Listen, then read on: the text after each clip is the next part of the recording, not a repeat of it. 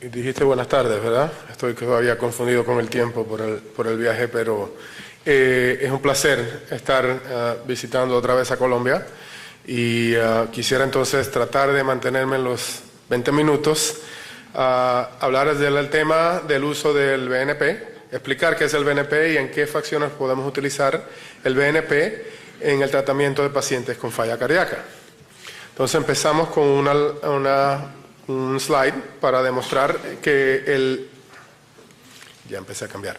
El puntero, que el BNP es una hormona producida por el corazón que tiene efectos importantes en el vaso sanguíneo y en el riñón y ayuda a mantener la homeostasis de los pacientes que están en falla cardíaca, manteniendo la regulación de los vasos sanguíneos y la hemostasis de sodio.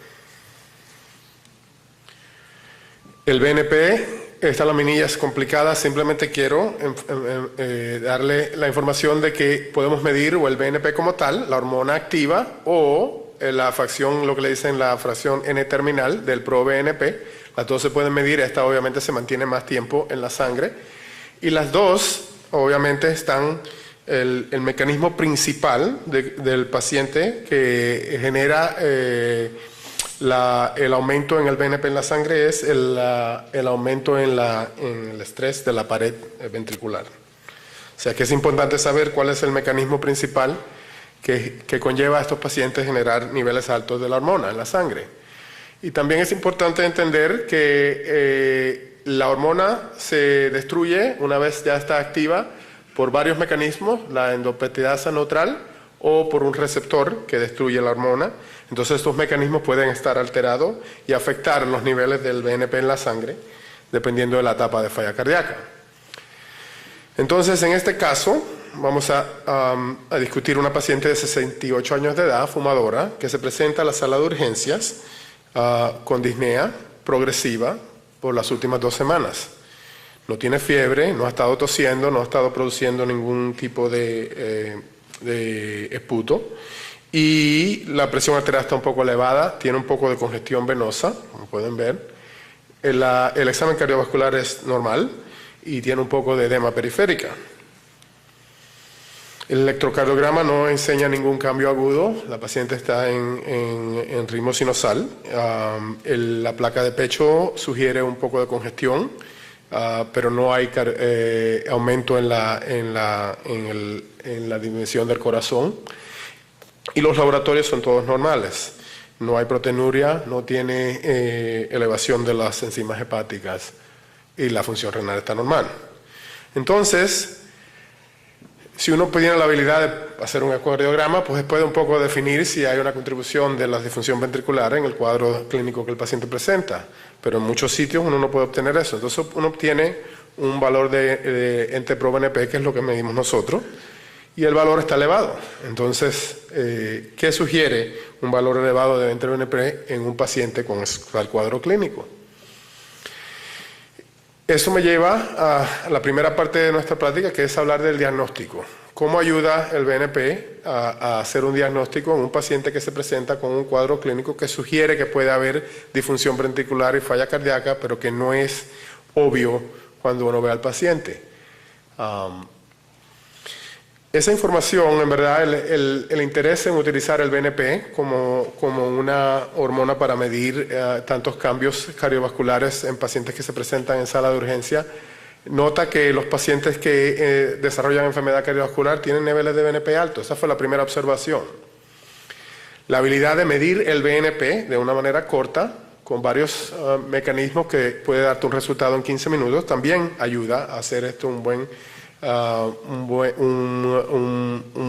prueba muy buena para utilizar para hacer decisiones clínicas. Pero es también importante entender que hay unos niveles, nos tiene que saber cuál es el nivel normal, y el nivel normal es usualmente menos de 100 para el BNP, excluyendo mujeres de alta edad, de más de 65 años de edad, que pueden tener niveles altos normales. Este es un estudio que miró los niveles de BNP en pacientes que habían sido demostrados tener función ventricular sistólica o diastólica normal. ¿Okay? Entendemos ya que el nivel normal es menos de 100, aún aparte de mujeres mayores que tienden a tener un nivel alto. Entonces, cuando uno mira la distribución de estos pacientes que se presentan a la sala de urgencia, cómo se presenta el BNP, pues puede tener un paciente que no tiene ningún tipo de evidencia de falla cardíaca, completamente normal el nivel, pacientes que tienen elevación moderada, que no deben tener congestión, pero pueden tener disfunción ventricular asintomática y obviamente el nivel de elevación más alto en esos pacientes que están altamente sintomáticos con congestión.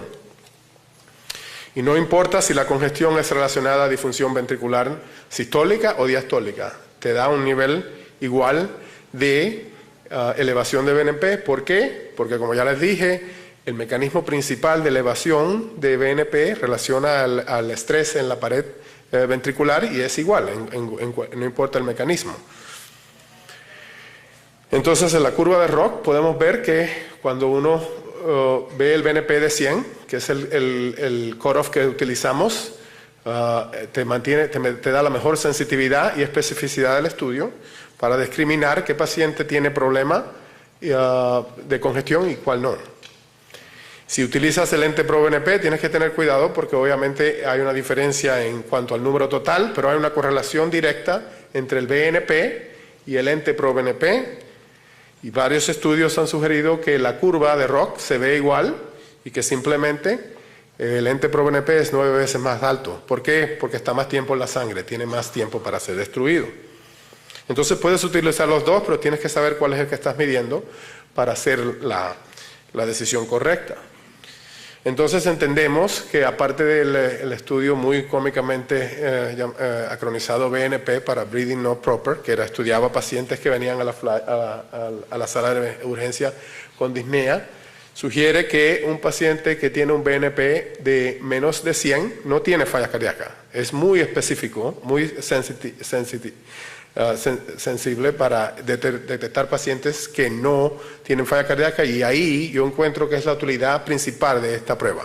Si usted tiene un paciente con ese cuadro y no, el BNP está bajo, ese paciente no tiene falla cardíaca. Ahora, si el paciente tiene un BNP de más de 100, entonces tiene que usar alguna técnica para medir la función ventricular y el juicio clínico para poder entender. Porque obviamente el BNP por encima de 100 puede ser normal, puede ser un paciente que tenga disfunción ventricular estable, entonces tiene que tener más cuidado. Entonces también notamos que no solo es más de 100, aquí viene el punto principal, es que si hay elevación significativa del BNP comparado con los dos están elevados, no tanto, ves que ese paciente tiende a ser admitido. Cuando miras para atrás y ves el paciente que está más congestionado tiende a tener un nivel más alto. Esto es un resumen del estudio, sugiriendo que la mayoría de los pacientes que fueron evaluados tienen un nivel de indecisión de 43%. El doctor no sabía, añadir el BNP disminuyó esa incertidumbre por 74%. Entonces, en resumen, en cuanto al diagnóstico, el BNP no se puede usar solo. Si solo hace la prueba y no ve al paciente, no hace un examen físico, no incluye otros estudios, no va a poder hacer decisiones. Menos de 100, como les dije, muy poca probabilidad de que haya falla cardíaca, y por encima de 500, ya cuando comienza a una elevación mucho más alta, muy alta probabilidad de que tenga falla cardíaca, y es en ese área de 100 a 500 que hay la indecisión, donde hay que utilizar otros estudios para poder definir. Ahora, también tiene que darse cuenta que pacientes que son obesos pueden tener en niveles de BNP bajo, que el fallo renal, porque uno de los mecanismos principales de excretar el BNP por el riñón, puede resultar en niveles altos. Y también hemos notado que pacientes que tienen enfisema pulmonar severa con difusión ventricular derecha también tienen altos niveles de BNP y pueden que tengan un evento pulmonar en vez de cardíaco que genere esa elevación. Entonces vamos a cambiar el enfoque al pronóstico. O sea, ya hemos decidido que un nivel alto está asociado con el diagnóstico de falla cardíaca, y ahora si ese nivel es levemente elevado, moderadamente elevado o severamente elevado, puede definir para nosotros qué paciente está a alto riesgo. El mismo paciente ahora termina siendo hospitalizado porque obviamente está en falla cardíaca con esa elevación. El ecocardiograma documenta disfunción sistólica y las coronarias están normales. Se ponen medicamentos y mejora rápidamente. Cuando va a salir del hospital se le hace otro factor de BNP, está todavía en 2400, marcadamente elevado. Entonces, ¿qué sugiere una elevación como tal? Bueno, si uno mira otras áreas donde nosotros podemos decidir el pronóstico de pacientes, como la clasificación de la Asociación Neoyorquina del Corazón, pueden ver que el BNP correlaciona muy bien con la clasificación, sugiriendo que debe tener algún probabilidad de proveer pronóstico.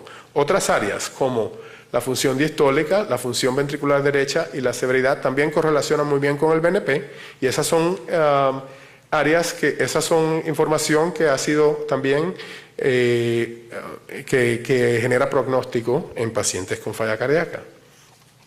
Y si miras un estudio del Val-Heft y miras a todos los pacientes, le mides el BNP, notas enseguida que la mortalidad y la morbilidad, las dos correlacionan muy bien. Mientras más alto el BNP, más probabilidad de que ese paciente tenga eventos significativos como mortalidad y morbilidad. Y en ese mismo estudio, el BNP, que estudió a esos pacientes que se presentaban a sala de emergencia, se notó también que pacientes con el BNP más alto tenían la probabilidad más alta de tener muerte o rehospitalización por falla cardíaca. O sea que obviamente sugiere la evidencia que hay un pronóstico asociado con el nivel de BNP. Entonces uno dice, bueno, ¿cuánto tiempo debo esperar para medir el BNP otra vez? Pues si tú miras la cateterización cardíaca, la hemodinamia, en un periodo de 24 horas, a medida que baja la presión de cuña, baja también el BNP bastante súbitamente. O sea que es una prueba que puede ser muy útil a medida que ya piensas a mandar al paciente a la casa después de su hospitalización por falla cardíaca, porque cambia muy rápido. Inclusive el NT-proBNP puede hacer similar cambio. Entonces, si uno mira en otro estudio cuál es el cambio que ocurre, vemos que el paciente se presenta con un BNP alto y se va del hospital con una reducción de por lo menos 50%, 3 o 4 días después. Pero el nivel de BNP, a medida que te vas del hospital, mientras más alto, peor el pronóstico, y eso no es difícil de entender cuando entendemos por qué el BNP se mantiene elevado, porque obviamente ese paciente no está mejor compensado o probablemente tiene una enfermedad más severa. Si uno mira la sobrevivencia otra vez, a medida de medir el BNP en la población de pacientes con falla cardíaca estable, también se nota una diferencia de sobrevivencia. Mientras más bajo el BNP, mejor el pronóstico del paciente. Esos son pacientes que no han sido hospitalizados. Entonces, si el BNP sugiere para nosotros que hay una evidencia de un pronóstico peor para esos pacientes que es elevado, ¿qué podemos hacer para manejar bajar el BNP? Y si bajamos el BNP, va a mejorar la condición del paciente. En otras palabras, tratamiento que va específicamente mirando a ver si podemos bajar el BNP y cómo relacionan el pronóstico del paciente. Hay varios estudios, voy a discutir con ustedes unos cuantos. Mayormente el primer estudio fue el STARS-BNP, y así como pueden ver claramente aquí, los pacientes que habían sido tratados para reducir el BNP lo más posible tenían mejor pronóstico, event-free, meaning no hospitalización por falla cardíaca y no mortalidad. En ese mismo estudio pueden ver que el mayor cambio, y esta es una cosa que lo van a ver en todos los estudios, es el uso de diuréticos, más diuréticos para eliminar la congestión. Quizás un cambio significativo en el uso de el ACE y el beta bloqueante, y la espironolactona, pero mayormente el cambio en el diurético, como pueden ver, el cambio principal en el grupo de BNP que cambia la situación. El Time-CHF es un estudio complicado, es una alemanía complicada, pero siempre quiero que vean que en estos pacientes pueden ver que estos son los pacientes que se tratan convencional y bajando el N-terminal BNP, ¿ok? Un cambio significativo en el BNP en los dos, aun cuando tratas al paciente convencional, baja el BNP, obviamente más aquí, y entonces empezando a discriminar entre la edad de 75 o menos de 75 años de edad, y la próxima laminilla explica por qué. El estudio como tal fue negativo, sugería que había un beneficio para el paciente que se trataba para bajar el BNP, pero no hubo cambio en la combinación de la sobrevivencia y la hospitalización, solo hubo un cambio en la hospitalización de falla cardíaca, y la razón fue porque el estudio fue simplemente positivo en pacientes que eran menos de 75 años de edad y negativo por encima de 75 años de edad. ¿Y por qué sería eso? Bueno, Entendemos que otro estudio se hizo específicamente para mirar si los pacientes de alta edad tenían más riesgo de complicaciones cuando uno trata de agresivamente tratar para bajar el BNP.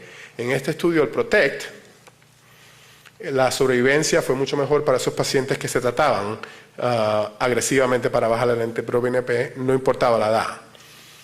Ahora sí se nota que pacientes de alta edad tenían más riesgo de tener complicaciones como fallo renal agudo, hipercalemia, hipotensión, comparados con los pacientes que estaban tratando convencionalmente. En otras palabras, tratar de agresivamente darle diurético a un paciente de mayor de edad que ya tiene disfunción renal, tiende a tener más riesgo de complicaciones y entonces puede cambiar, ¿cómo se dice?, contrarrestar el efecto beneficioso de ese tratamiento.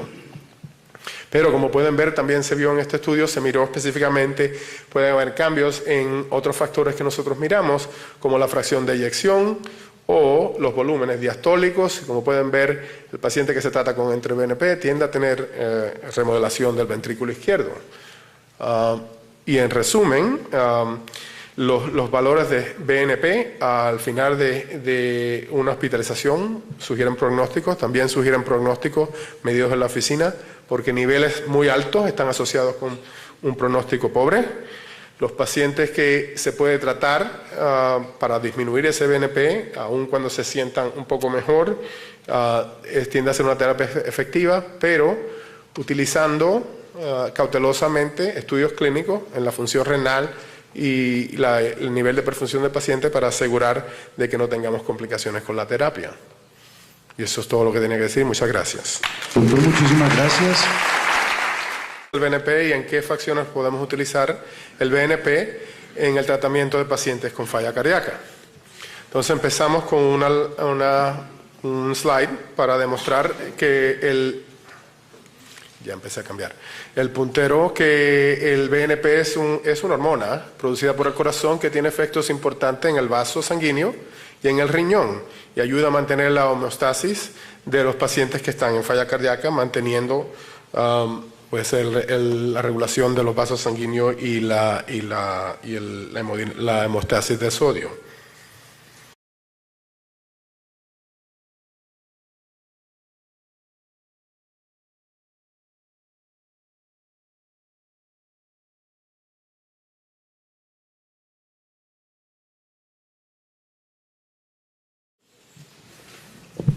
Dijiste buenas tardes, ¿verdad? Estoy todavía confundido con el tiempo por el viaje, pero es un placer estar visitando otra vez a Colombia y quisiera entonces tratar de mantenerme en los 20 minutos, hablar del tema del uso del BNP, explicar qué es el BNP. Esta laminilla es complicada, simplemente quiero darle la información de que podemos medir o el BNP como tal, la hormona activa, o la fracción, lo que le dicen la fracción N-terminal del proBNP. Las dos se pueden medir, esta obviamente se mantiene más tiempo en la sangre. Y las dos, obviamente, están el mecanismo principal del paciente que genera el aumento en el BNP en la sangre es el aumento en el estrés de la pared ventricular. O sea que es importante saber cuál es el mecanismo principal que conlleva a estos pacientes generar niveles altos de la hormona en la sangre. Y también es importante entender que la hormona se destruye una vez ya está activa por varios mecanismos, la endopeptidasa neutral o por un receptor que destruye la hormona. Entonces estos mecanismos pueden estar alterados y afectar los niveles del BNP en la sangre, dependiendo de la etapa de falla cardíaca. Entonces, en este caso, vamos a discutir una paciente de 68 años de edad, fumadora, que se presenta a la sala de urgencias con disnea progresiva por las últimas 2 semanas. No tiene fiebre, no ha estado tosiendo, no ha estado produciendo ningún tipo de esputo. Y la presión arterial está un poco elevada, tiene un poco de congestión venosa, como pueden ver. El examen cardiovascular es normal y tiene un poco de edema periférica. El electrocardiograma no enseña ningún cambio agudo, la paciente está en ritmo sinusal. La placa de pecho sugiere un poco de congestión, pero no hay aumento